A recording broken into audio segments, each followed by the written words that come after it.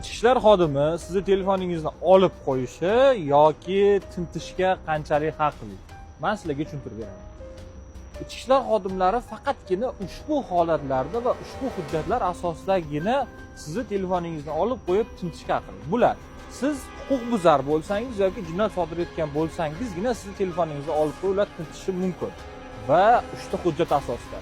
Surishtiruv bo'layotgan bo'lganda surishtiruv bayonnomasi orqali, tergov bo'layotganda tergovchining qarori orqali va sud bo'layotganda sudning ajrimi orqaligina sizni telefoningizni tintishga haqqi bor.